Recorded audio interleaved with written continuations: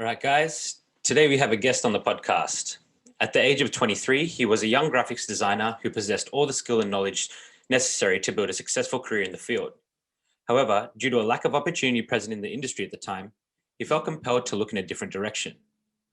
He has always been an avid consumer of podcasts, which expanded his perspective of life and helped shift the paradigms of the world around him. Realizing that he was solely responsible for the life he wanted to lead, he decided to combine his design skills and love for podcasts and delved into the realm of podcasting. Now the host of the Social Primate Podcast, he converses with a diverse range of guests, ranging from community leaders, activists, poets, teachers, artists, and individuals who are involved in bringing societal awareness to communities by exploring a multitude of topics including society, politics, community, self-awareness, technology, and much more. With that, I would like to welcome Eddie Aguirre. Welcome, Eddie. Thanks for joining us today. Thank you, Shaun, Leslie. Thank you. I've been listening to the podcast like a few months ago, like maybe 3-4 months ago. And, I've been hooked. I've been hooked in the content that you guys have been putting out. So, have the opportunity to have you be on your guys' podcast is awesome. Thank you so much. No, thank you, man. It's a pleasure to have you on and, have like-minded people onto our show. That's what we love. And, Eddie, just as, you would know from listening to our podcast, what we like to do is invite our guests to really, share a bit about themselves, go back and, share their origin story, their backstory. Shaun shared a little bit about, who you are now, but we'd love to know what makes you that person you are today. So I'll give you the floor to, share with our audience, mate. Yeah, thank you for that. Well, I mean, to get started, you guys already kind of got the breakdown in terms of what I'm about and stuff. But I guess if breaking down what you guys just mentioned right now, I did start doing graphic design at a young age. I was actually when I first started doing it, I was like around 19. And it wasn't until the age of 23 that I felt a little bit more confidence within myself to kind of start reaching out to people who needed work and find clients and do all the kind of like the freelance stuff. But for sure, in the beginning, it was definitely very difficult. Not because I didn't have the skills, but it was like the education that I had. The paper that I showed to somebody and says, "Hey, I know this much." To me, it maybe not seem like the best pathway for a lot of people, but for me, it felt like school wasn't like my biggest strong suit, and only because I felt like the workflow didn't really meet the pace that I wanted to complete things in. So I felt like that wasn't a thing for me. So when I started working, people started asking for like, "Hey, do you have this sort of education?" And I had the work and the experience to prove to them that I was able to do something, even if I didn't have that piece of documentation. It was something that I kind of taught myself. Um, you know, invested so many hours and days and months into just reading on everything about graphic design. What makes it pop. All the good stuff, all the nitty gritty details that a lot of people kind of don't know that goes into it. And from there, I kind of decided that I had to make my own opportunities. I couldn't wait for somebody to just come and tell me like, "Hey, you are good enough."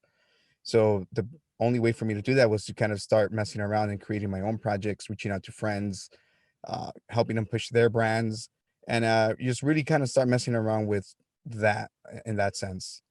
And whole time I was listening to a lot of podcasts, and they kind of started opening up new perspectives for me that gave me the opportunity, and again built on that confidence that I was already uh, creating, and allowed me to kind of just own my skill, really, really, I don't know, put me in another level if I have to say it in a specific way. But yeah, it was crazy. So to me, it's been a great ride, just being able to combine both the love for graphic design and podcasting, because I'm my own graphic designer and I kind of know what I want. And that, to me, from the feedback that I've been getting from a lot of people, it's something that captures the attention. And once you have the attention, it's easier for them to consume the content that you're providing. Totally. And thanks for sharing that, man. What I want to ask you about, and what is interesting to me, and perhaps something for you to delve a little bit further down, is I guess your love for graphics design and how that sort of began. So you said that you started that journey at about 19 years old, and you sort of became a self-taught graphics designer. I'd love to know, how you got into that, how that became to be, and how that progressed throughout the years. Yeah, so I mean, 19, I've always been an artist. So I've always kind of been doodling, sketching, with pencils, all that stuff. And when I decided to make it digital, it was a whole new direction. But I already kind of had like the base of what art was and how you position stuff and all that good stuff. So there was no really like a big need for me to kind of continue just, or I guess what am I trying to say here? I wasn't as afraid to make the jump from pencil to digital. A lot of people feel like it's a lot of it's a big change. It really is a challenge because there's still certain things that I had to kind of readjust to and find out how to do certain strokes and all this stuff. But overall, once I made the jump to digital, it became really easy, especially because at that time it was like 2008 for me when I was like 18, 19 around there. And that's kind of when like YouTube really was popping. Like, it had just kind of came out like maybe 5 years prior to that. So it was kind of still in its baby phases. So there was a lot of like free content, like unlimited amount of content on there. Now you kind of have to subscribe. They only give you like pieces and bits of stuff. And, point is, I kind of took advantage of all that free content and I started teaching myself like the skills, Photoshop basics, intermediate, going into like, I would say, air quote, expert level ones. And I started jumping into like Illustrator, everything in the Adobe suite. And it kind of, in a sense, it kind of became an addiction because I remember going to the library to rent books from versions that were like 5 years old or 6 years old. But the beginning steps, they're all the same. Everything is kind of the same. All that changes is just really the interface. So, I was reading CS1 or CS2 versions when it was CS6. These are Photoshop versions. So everything kind of stuff was outdated, but I was making it a point to educate myself in whatever way it was. And then I started buying books online. Again, YouTube. I did subscribe to certain programs or certain sites that allowed videos and tutorials. But for the most part, everything was my direct action. It was my own decision to jump onto those resources and really take advantage of them. And that's how I again became more confident in my own skills, regardless of, if I went to a class, for example, I was taking some college classes for Photoshop and what was it, like magazine layout type of thing. So what happened from there was a lot of the class was at a certain level, but I was already like everything they were already going over, I had already read like 50 times. So that's where I felt like I was moving too slow in school, in order for me to progress, uh, you know, uh, in my job, I kind of had to, I couldn't wait another 2 years for this course to tell me what I already knew. So, again, once I became more confident in my own skills, I was able to approach people and kind of sell myself to them, based on the actual experience I had and not what, the school system offered at the time. Yeah. So what did that look like for you, man? Like going out, and then had you done any type of, I guess, essentially sales before, like trying to prove yourself with your work? And how was that beginning of that for you? It's always interesting to me to see, when people start. It was very difficult, Yeah. especially because before the podcast, I still consider myself an introvert. So for me to, try to sell myself to people I don't know, it was the scariest thing I can do at the time. There was something about me that I was I don't know. I guess the whole confidence part comes into play. Like I wasn't confident enough in myself to realize that I could make these opportunities happen for myself. So from being an introvert, jumping into the podcasting world and having to talk to the random people all the time, it felt like I was putting myself in that uncomfortable position. But at the same time, I knew what I guess the outcome of what I wanted was going to be. And it gave me that extra push to kind of just say, you know what, I got to do this design stuff. I got to start talking to people to meet and get projects off of, and then building stronger relationships outside of just business. And once I kind of got more comfortable with that, that's kind of what led into being more comfortable asking people like, hey, you want to be on the show, you want to talk. But it was an interesting experience, man. Like just the pathway of getting to where I am now in terms of confidence, self growth, figuring out how much one person can do if they really set their mind to it, or at least change their mindsets. And once I kind of learned that, I felt like I, in a way, hacked life. Mhm. Yeah. And I think like, look, your path for a lot of people, it's something that I'd love for us to talk a little bit more about, because like you said, it seems a little bit like something that is off the conventional path in terms of like how you approached your work, your experience versus the traditional route of, you know, pursuing a formal education, which is what a lot of employers look for. What I want to sort of, I guess the difference between a formal education is that it's something that I guess we adopt and unconsciously sort of follow this path because, firstly, you know, the people that look after us, they say it's the path that we should go, and plus the people around us on a wider scale, they I guess they tout this piece of paper as something that is very important for us to attain at some point in our lives. And I guess that doesn't really need much, I guess, internal motivation as such in my mind, because it's a very externally motivated and influenced thing. But what's interesting on the contrast for yourself and your story is you mentioned that your internal drive to learn and self-educate in the realm of digital design was somewhat like an addiction. So what do you think that fueled that addiction for you? Like what was it that made you want to keep going and sort of crave that self growth in this particular field for you? Yeah, I don't want to say this without sounding too cheesy or like, generic, but for the most part, at that time, when I was like 19, 20, when I was 21, I received news that I was going to be a dad. So I was going to be a young father. So at 21, I I I'm talking for the people here in Los Angeles because that's who I know, For 21, it's something to be really shamed. They shame you for being too young at 21. You're a kid and you are a kid. You don't know anything. You're expected to kind of just, you're still living off your parents or whatever it is, for the most part. So with that pressure, it definitely made me kind of rea- realign what my priorities were. Before, obviously, it was just by myself. I don't know if I can curse here, but I was just messing around. You can say whatever you Um, want, mate. so, people just want you to fuck around. You're 21. But I did it wrong and I got, somebody pregnant and, I had a child on the way. So all this pressure kind of just, what came onto my weight from one day to another. And I kind of had to decide, like, what are you going to be doing for the rest of your life?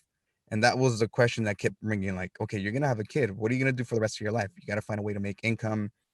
But are you going to, sacrifice income for your own mental health? Because at that point, I've had a few jobs already. I've been working since I was like 14 with some random places. So by that time, I had like maybe 3 jobs. And I kind of, my work ethic was up to par, what two employees were looking for. So I didn't have an issue joining a workforce. It was while you're in the workforce, you start deciding, you start questioning, like, is this something I really want to do for the next 10, 15, 20 years? And now with the mentality of a future parent, I keep thinking to myself, like, fuck, like I see my parents and I see that they've been doing this specific job for so long and they're not happy with it. Like, is that going to be my result? Right. So I started thinking, like, you know what, I don't want that to be my future. So, when you brought up the word unconventional, that's something I brought up to my parents initially, like, hey, look, I'm quitting my job. And they're like, what, you're having a baby? And I was like, yeah, I am. But, if I feel like if I get too comfortable now, I'm not going to allow myself the obstacles, to overcome them and give me that extra, like, I like talking in levels because I'm a video game type of dude, but I was able to level up in terms of what I wanted to do. So that was for sure one of the biggest catalysts in terms of how I wanted to jump into graphic design. It was something that I was already good at with drawing skills. And I felt like once I moved it into digital, it was going to open up a lot of more opportunities for me. So that brings in the whole school stuff. I felt like I had that drive, that need perfect my craft and kind of just find ways of making myself better, for myself, for the coming child that was on its way. And yeah, that was exactly what the pressure. That's what pushed me. Yeah, man. And that's the word that's come to my mind. And it's the pressure, right? The pressure makes us move. And, I'm really glad you shared that history with us, man, because it's interesting, I think, for people is we all have these different points of pressure, right? This pressure that we feel, but that always makes us move. And I think, a lot of times pressure is seen as a bad thing. People don't want to feel pressure. But when we have pressure, that's when we're compelled to move faster, to do things, to actually move on from where we are to where we want to go. And it's really cool, man. You use that pressure, which, I think a lot of people could take and just be like, oh shit, this is it. I've got to take care of this kid. And like you said, what do I need to be doing for the rest of my life? People think like that. And they're like, I just need to make this money so I can support this kid that I've got on the way. But you mentioned, you didn't want to sacrifice your mental health. And I think I really want to commend you for that, because I think at the times when we feel pressure, it's really hard for us to have all these other considerations and actually think about what's best for us. Because, when we have that applied pressure from the outside, I think a lot of us want to do what we think is right. You know what I mean? Right. And that might not necessarily fit with what everybody else is telling us is right. Yeah, no, dude, I don't know if you were gonna say something there, but sorry for cutting you off. Okay. But like you mentioned, like the whole pressure that I feel now, like it's easier for me to say like, oh, if if I think back 9 years from now, 10 years from now, I'm 30 now. This all happened 2021. I tell myself like, would I have made the choices that I make today? And you can ask that with anything, right? But I do think that if I had not got down that path, I would. I don't think. First of all, we would be having this conversation. So I'm glad it happened at a young age, because now at 30, I see a lot of my close friends just barely getting into this. And again, everybody has their own starting point. Everybody starts at different times. And I understand that. But, me having the advantage at 21 now gives me a whole different perspective of how much time I still kind of have available to continue pushing myself. Because I decided that at 21, instead of fucking around, I was thrown the whole world at me, and I had to kind of adapt to it. And I think I did a really great job in terms of adapting. I think I'm still working towards that, because again, that made me the person that I wanted to become. I wanted to keep pushing through obstacles. If I'm feeling that pressure, meet eye to eye with it, and face it together along with it, instead of just, like you said, people are scared of it, and it's easier for you kind of just turn your back on it and stay in your comfort zone. For sure, man. And I mean, look, that's one point I really want to just, again, commend you on. And I just want to put this like thought process into our listeners' heads in terms of like the situation that you were facing at the time. Young man, 21 years old, an unexpected, responsibility of a coming child. And you made the choice to quit your job anyway, knowing the responsibilities that are coming your way. You're choosing, consciously choosing to take on this added pressure, this obstacle in front of you, to overcome that, to become something that you wanted to be. And like you said, there is an easier path, a quote unquote easier path for us to take in those situations. It's easy enough for us to, make a sacrifice, a necessary sacrifice, one way or another, right? Because at any choice point, we must make a sacrifice one way or the other. And you chose, I guess you would call it, the more difficult route that added more pressure to you. And like you were saying, you're referencing your friends at the time or people around you. They might have chosen the easier path, but now they're coming to face the pressure at this point in time, where you've already taken those challenges and leaps. Like, I you cannot like overstate the difficulty of that at the age you were, and that was like, for me, it seems like it's like a self-initiated catalyst for you in a sense, right? You initiated that yourself. You didn't need that, wake up call. Perhaps the child was that, right, for you. Yeah. But then again, you chose to add more pressure to that situation again. So like, tell me about this. Like, it's intriguing for me. A lot of people, like you said, will choose the easier route, the road most traveled rather than least traveled, right? Like, but for you, you're saying the obstacles were the things that you sought out, the hard stuff, the pressure. What, what, how did this mindset come about for you? Like, how did that become something that you chased after rather than turned away from? Yeah. I think two things have happened to me in the last couple of years. I mean, between my son's birth and now, there's been like two other times within those 10 years that have kind of really changed my perspective on things. First and foremost, again, the idea that as a future parent, I had to focus or air quote settle on one job or profession to kind of ride it out till I die and provide enough for my son. I decided that looking at my own father, my parents are from Mexico. They're both immigrants. So from the start, I would see my parents around, I would see my dad around, but he was always working. So, and he wasn't working like some high paying job. He was working some valet parking job, right? And unfortunately, he was there for at least 20 years of my life. So just to reference that, 20 years of every day is waking up, going to a parking valet job, because a lot of us do have really nice jobs. We have jobs that really fit to what we can, our skill set. But there's also like twice that amount of people who are just working some everyday regular jobs and for long periods of time.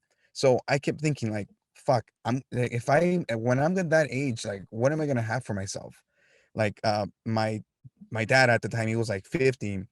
He's 50 years old. When the time comes and his employer says, you know what, we can't have you anymore because you're too old, then what? He doesn't have anything for himself. There's nothing to kind of back him. And to me, that made me very afraid because again, I didn't want to fall into that pathway. And at the end of the day, if I got fired or laid off at whatever age it was, I wanted to make sure that I still have that skill set. I still have the knowledge and the education, even if it's self-taught, for me to be able to say, you know what, I don't need this job. I'll find something else, and have that confidence to not feel tied down to just one place, that if it's taking other off of my feet, that I'm going to lose my way, and that to me was one of the driving forces to all this. So I for sure can't admit that it has been easy. It's been hard. There's few months where you don't get little to no work. There's other months where you feel like, oh man, you're gonna be on this high for forever. This is your job now, but there's those ups and downs, and it's really about kind of just seeing them through. The second one of the I think it was a second change that happened to me was that same person that I had this child with, our relationship didn't work out.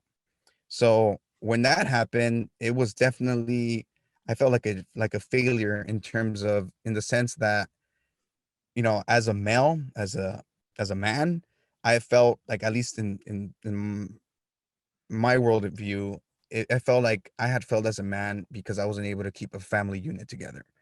So that to me was something that I was personally going through. I know some people might hear this and they'll be like, oh, patriarchy, but that's not what I'm going for. It's just the idea of a man in his family unit.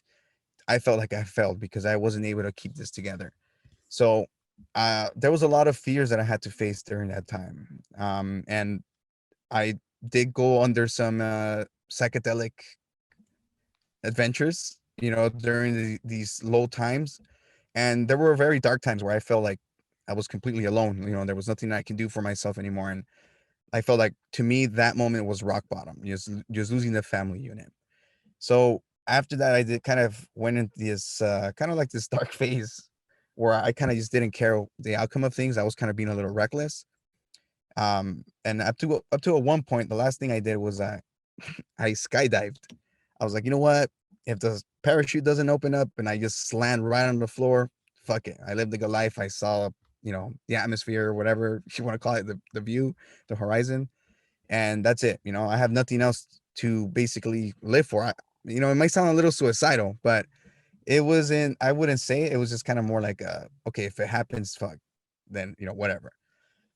it happened, and it was one of the most beautiful experiences in my life, like a physical experience, just jumping out of a plane, seeing the horizon, and the fear that I felt before, it was so intense. Like I legit felt like I was gonna shit my pants, and anybody jumping off the plane. And but once I did it, I saw the beauty and like the peace that you have once you're able to face those fears. Once you're able to get past that zone of discomfort, or that what everybody knows, that feeling that holds you back. It's in your chest. You just feel it tighten. But once you break through, it's just like this whole new perspective of life, like of how important or how unimportant things are when you really put them into perspective. And that to me kind of gave me this new freedom of self. And it that's another thing that drove me, like, if I'm feeling afraid, I'm more than likely doing something that's challenging me. And that became like a low key, like a little addiction. Like I just gotta, it makes me feel, I don't know if any of that's making sense. Absolutely, man. Totally does. And like, I think skydiving is a beautiful metaphor, for these, continual cycles of, challenge, adversity, and overcoming that we face in our lives. A good friend of mine actually runs, and has taught sort of, or guided people through tandem skydiving for many years, and he now uses it as a way of initiating men through transformational processes, right? So like you described it perfectly, there is always going to be this fear and a bringing to an edge, whether that is a conceptual edge or a physical edge, the edge of that plane. You're brought to the edge, and this is where true transformation occurs, on this edge where we're feeling the fear, but there's also a glimpse of beauty on the other side. And once we take that leap, we realize it's not really as bad as the stories we've told ourselves, in our minds. It's actually a revelatory thing where you transform. And it's always this, beautiful metaphorical imagery of the caterpillar that becomes the butterfly. You emerge something new with new life, new perspective, new view on life, with this types of experiences. And yeah, I mean, it's one of those things. It's a beautiful, I guess, way of seeing life if you are able to continually face it. It's like the old Zen proverb of, the obstacle is the way, right? The obstacle is the way of growth. Without facing the obstacles, then you go against the natural cycles of nature, and that is change. You sit still, you're stagnant, and you don't evolve as we're meant to evolve.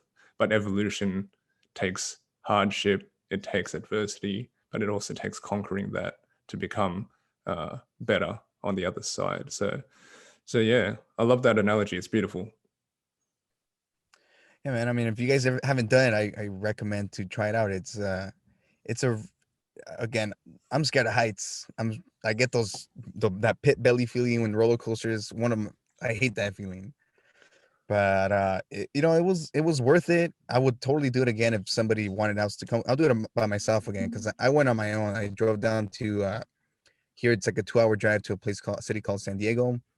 Um, you know, right off the ocean. So it was beautiful. And I think since then, again, I've continued to feel that drive to just chase that feeling. And I don't know. It sounds weird to say, chase the feeling, but that's really what I feel like. If I'm not searching for opportunities, if I'm not searching for them. But I'm a big believer that opportunities are kind of always thrown at us. It's just whether we decide if it's something that we want to do or not. It's really all up to choice. That's all we really have. And sometimes our choices aren't the best ones. There's this saying, I don't even know who said this, but it kind of just lingered with me. There's right decisions and there's smart decisions. And somebody can interpret that however they will. But to me, it means that it's something that's coming in from a place within you, or is it going from a place that somebody might seem logical. And one or the other, they are, unless you kind of see both options and kind of really, you know chew those things up, you're not going to make a full decision based on what you're really feeling. You're going to do it based on just emotion or, what you think you should be doing. Yeah. And that's really interesting, man. That saying, there's the right decision or the smart decision, right? And I think you've had many different times in your life where you've had to make the smart decision or the right decision, right? In someone else's eyes. And it sounds to me like you've made what you feel are the right decisions. And like you said, that's really what matters, man. And choice is all we have. And it dictates how our lives pan out and moment to moment, right? The choice we make now would dictate what happens next. And then the choice we make in that next moment is going to keep dictating and dictating and dictating, right? And it's interesting to me that, you bring up that you say you're like addicted to the feeling, but to me, it sounds more like a remembrance of the benefit, the outcome, the beauty that is going to come from facing these uncomfortable situations, right? Like, one thing that comes to mind for me is I always tell people, most of what you want in life is on the other side of an uncomfortable or an awkward conversation. And I would extend that out to most of the things you really want and are the right things for you, just for you individually, are on the other side of doing something that is scary or uncomfortable or feels awkward. And then once you step over, right? Like Les said, you take that leap, you're at the brink, you're at the precipice, you step over, you realize, one, it's never that bad. And then two, you feel that feeling, man, like that you have transformed, you've overcome something, you've done something that was, you were scared to do, and you have the courage to do that. It's amazing. It's an amazing feeling. And one thing that is really interesting too is a lot of people forget that. You might do it once and then you stop, right? People skydive and they're like, that's fucking amazing. I feel on top of the world and I could do anything. But then a couple of days pass, a week passes, a month passes, and they don't, they're back to being in this fear-based state of living. They don't take any more chances, right? But you've held on to that. And that's what I've heard you say, it's like you're addicted to that feeling and you keep putting yourself in a situation. And from someone who, like for myself, I keep trying to push through because I remember that feeling too, man. I keep remembering what it's like after you do it. Like when you get that feeling, you got to remember that like that feeling that's in your chest that you were talking about. You're like if you remember that every time you break through, how amazing it feels, how much confidence you gain in yourself, and keep realizing that it gets better and better and better every time you do that. That's the beauty, man. That's the beauty for me. Yeah, no, and definitely I think you described it better, because when I said addiction, I was like, oh man, it sounds, the word addiction has like this negative, connotation attached to it. So somebody hears and they're like, oh, that's not a bad thing. But yeah, I think it makes sense. I've seen my, everybody knows people, but the people around me, at least in my family unit, I see how they've pushed themselves to meet this, I don't know, what am I trying to say here? They try to work towards what they think they should be doing, right? Like they want to have this stable job. I'm not saying there's nothing wrong with any stable jobs. Every now and then, do I wish like maybe I should find a stable job? Yes, I always, every now and then I always have those doubts. But it's about, what I like to say, or what's been brought up to my attention, is like being aware of the awareness while you're aware. So, you're like 3 levels down of the awareness and you're really able to think, okay, you're thinking about the thought and you're thinking about that thought. So it's like this weird inception shit. But the point is like you're on another level of hyper awareness where you are able to make these decisions. And that in itself, again, it opens up this new perspective of things, when some people just want to see it one way because it feels like if they challenge that, it's going to, break their cycle or break their routine. And nobody wants to break the routine. Nobody wants that, metal cog being thrown into the watch or whatever you want to call it. I'm like losing my metaphors here. That's right, man. We know what you mean. No, but look, I think all it comes down to, and like you both have sort of said this word over and over, and it has appeared from time to time when we're describing all these situations. It's the feeling, right? And what I want to sort of delve a little bit further down and what that sort of means to me and what I'm getting from that. Like, a lot of people, when they describe situations of fear and of adrenaline rush and all these sorts of things, they describe the feeling of being alive, right? Quote unquote alive. Like, you know, you're about to do a bungee jump, you feel alive because of that, you know, that adrenaline and that fear that's coursing through your body and your veins. But like, I think that in itself is a little bit of an indicator of, you know, the contrast between putting ourselves in those fear-based situations, facing them head on over and over again, versus the life that has been, I guess, sold to us to a certain degree in society, where we do sort of lean towards comfort. And what does that pertain to? I mean, comfort is, I guess, it's stagnancy. It doesn't face fear, it turns away from fear. But it's also that, you know, docile, automaton, robotic type living, right? You're almost emotionless. Like, you don't really feel one way or another. It's like prosaic, right? You're sort of just muted on an emotional level.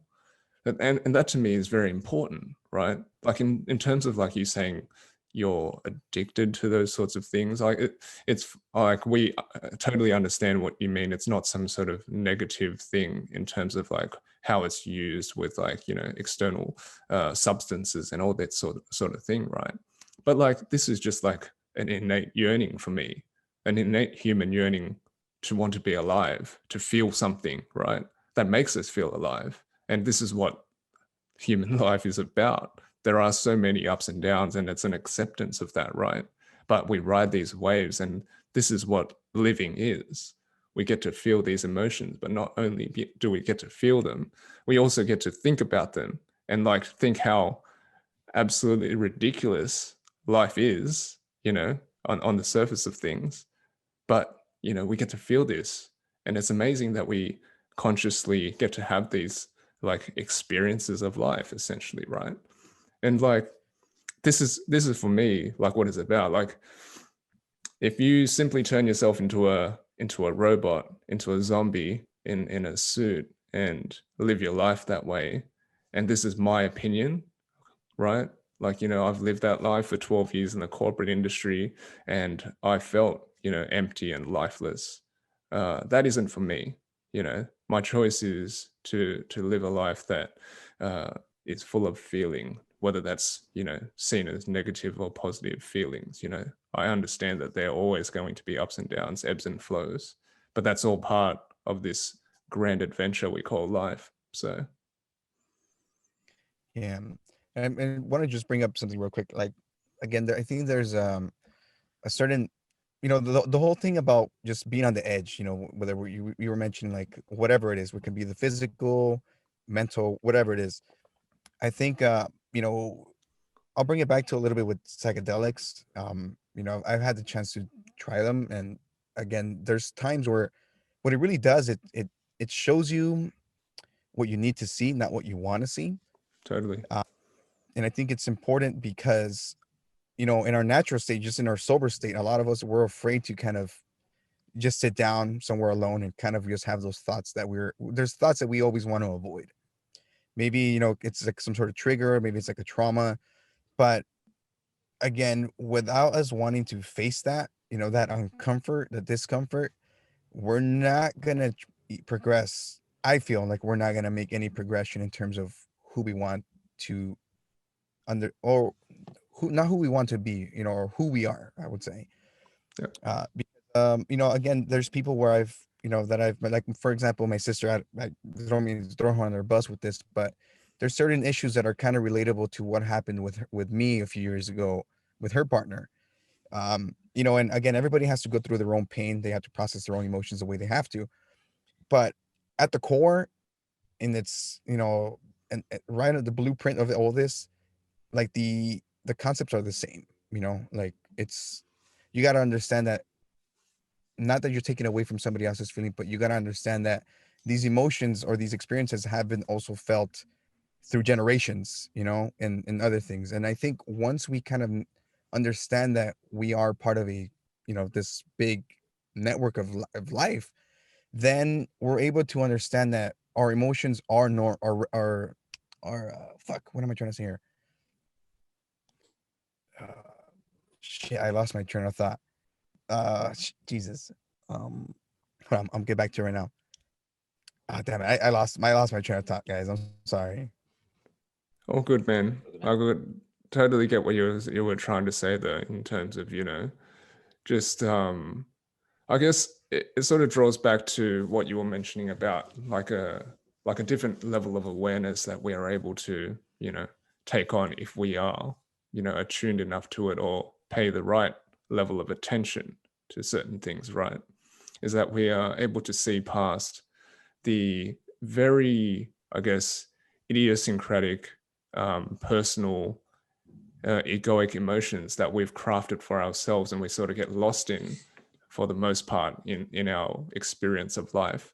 And we get to sort of dial back from a more universal view and see that there is such a vast and wide connectedness between not only us and every single human being, but like, nature and the universe and all this sort of thing. You can dial it down to, atomic level, to energy, all these sorts of things. You can go as, quote unquote woo woo if you as you like, right? But this is the truth of the stuff, right? This is the truth of what is. And as if we can see past, our own trauma in a very personal manner, it just becomes different in the sense that it's not, personal. We don't take it personally and as such. We don't feel hurt on a personal level. It's just another one of these ups and downs that we each will, have to deal with in life. Mine just looks different to yours. Do you know what I mean? Exactly. I think you basically summed up what I was trying to say. That is exactly, not word by word, but the idea. Again, it's about just realizing that we're a bigger part of all this, and once we understand that, we can understand ourselves a little better, and we can sympathize with other people once we're outside of that on ourselves. And that's what you really want to do. You want to be able to grow that love for that goes, that expands from once you learn to love yourself, expands to other people, until we figure that out, and until we stop running away from our fears and all these discomforts, then we're going to fully be able to realize who we are as an individual. For sure. And I think we really are able to understand or start to grasp what our potential is in all areas of our life, right? When we face those things. Because once we face them and we, we come out on the other side, and generally we come out stronger, you realize how strong we are. All of us, right? And we all have that potential. We all have that capability. It just comes down to the choices we make and whether we choose to step over or not. Yeah, we got to be resilient. And I mean, again, I don't want people to think that it's wrong to not to have these thoughts.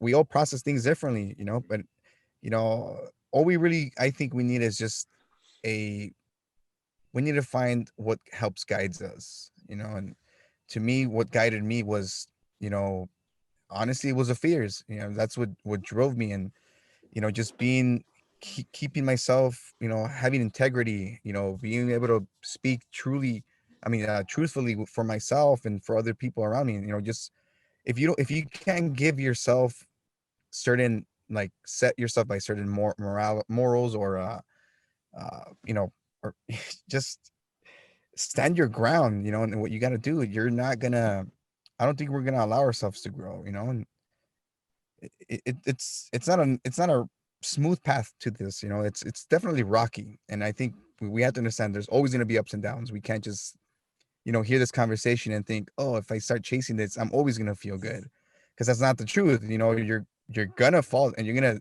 have doubts. I have doubts all the time, and I catch myself having doubts, and I tell myself, even if I have to verbally tell myself out loud, be like, no, you're gonna keep doing this, you got this. And that helps me. Those are what I use to, pick me up when I'm thinking, like, again, I should get a corporate job or something. Yeah. But, so far, I feel like I've found a decent balance.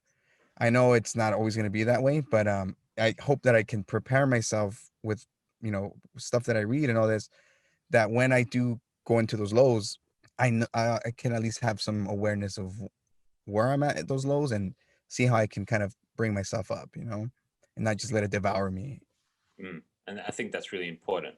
And yeah, I just want to reiterate that as well. I think it's really easy for people listening to a conversation like this and the way we're speaking, right, to be like, oh, these guys just face shit all the time. Or, that's what they say, but it's not the truth. And that's not what it is, man. Like me too. I've sat here and I've talked about facing your fears and always going for that feeling. But shit, man, I worry too. I have massive doubts. And I think just that's important to bring up because people feel like, well, these guys must be really strong or they act like they are. So it's bullshit, right? They're not doing that all the time. And I just really want to make that point is, man, no matter how strong you want to be, you're going to have times when you don't feel strong. Whenever for every time you have that feeling that you're like, fuck, man, I'm going to push through this and it's going to make me strong. You do have those moments before where you're like, fuck, really though? Right? But then you have to come back and reassure yourself with your past experience of having broken through, having done it, having that amazing feeling, right? And like Les mentioned, that word, that feeling, right? That's what it's about. That's what makes us feel alive. And you have that. If you can remember that, then you can have the confidence to push through, do it again. But obviously you're going to have fears and doubts. But again, just remember the cycle, right? I've said that word a lot today, I think. Remembrance and remembering is just remember what you've done. Remember who you are. Remember that you've been that person before. And you can do it again. You can do it again, no matter what doubts come into your mind. They're going to be there, but you can get through them. Yeah. One point I want to make here is like opportunities. I go back to that word again because opportunities are always coming at us. Like somebody comes at you and they ask you a certain thing. It's up to you to decide yes or no, right? I don't know if you guys have seen this movie called Yes Man with Jim Carrey. Yeah. Yep. I love that movie, man. It's so good. It's a movie. The idea of the movie is, you got to open up yourself to opportunities, not just shutting down things all the time. And then, the reason a lot of us shut opportunities down is because we don't feel comfortable with them. And that again is when, we're holding ourselves back. We're not letting ourselves grow, and again, once I jumped out of that plane, once I did some psychedelic experiences, I realized that I don't always have to go to those extremes to feel alive. Sure, I had those experiences now, but now I can, go on a hike, go camping, stay out for 3 days camping, and I can come out and just the fear of being alone and, I'm with somebody else, but the idea of being away from society, the cities, it gives you like this new appreciation for, again, it makes you feel alive. Like you feel like, holy smokes, like this feels good. You feel connected to something else outside of just the brain numbing fuzzy sound that you get from what society is, unfortunately. And you also said, it doesn't always have to be big, right? I think when we talk about our experiences, we're talking about, you're telling us about these significant moments in your life that have had this effect for you, right? And taken to the next, but it's also those little things. Like I said before, having awkward conversations and uncomfortable conversations, they're not generally big in the scheme of things, but they're an opportunity for us to practice this skill because it really is a skill, right? It doesn't always have to be these massive earth-shifting decisions we make, like, do I jump out of a plane where I might splat on the ground or not? It might be, do I have this conversation with my friend? Do I bring up this thing, that is kind of hard to talk about, or I think they might feel uncomfortable about? It can be as small as that, but that's what actually gets us into the rhythm of facing things, being uncomfortable, overcoming them, realizing how good they are for us, and then being able to keep on doing it. So I'm glad you brought that up too, man, that it's not just like always these big things. Yeah, I mean, I wouldn't recommend jumping off a plane if you have like high blood pressure or something, but we'll get the gist of it.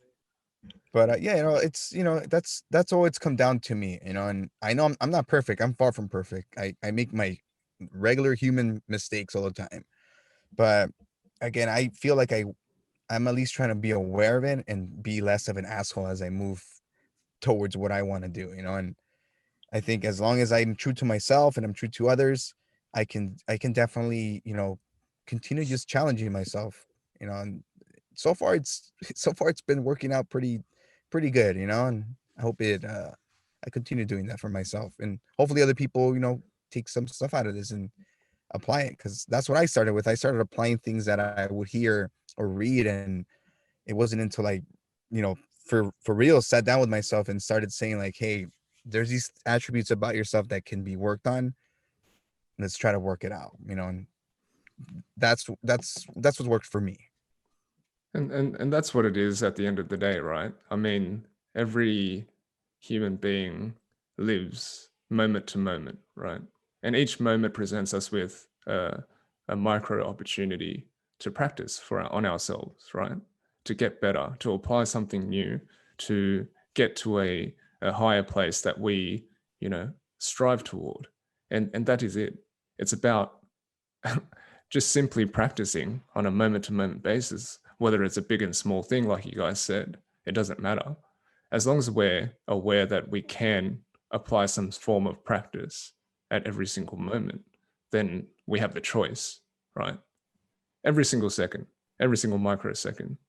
And to bring it back full circle, that's simply all we can do, right?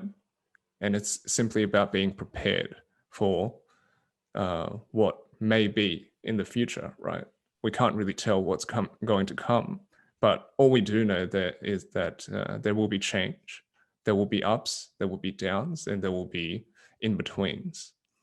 So all we can do really is prepare ourselves for what's potentially going to come. And that's it, right?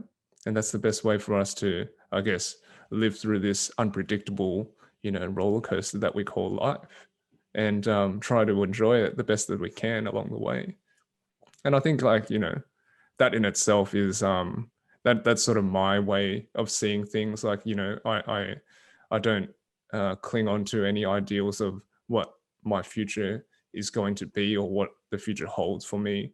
I'm not going to be upset if something doesn't turn out the way that I, you know, quote unquote, predicted or see it, because that is, again, setting yourself up for a little bit of failure and disappointment in my mind. So yeah, I think that's a really nice place to sort of wind down the conversation. Really want to thank you for joining us today, Eddie, for a really rich conversation and sharing some of your personal stories with us. And yeah, I'd love to, you know, give you the opportunity to share with the audience where they can find out a little bit about you and connect with you, mate.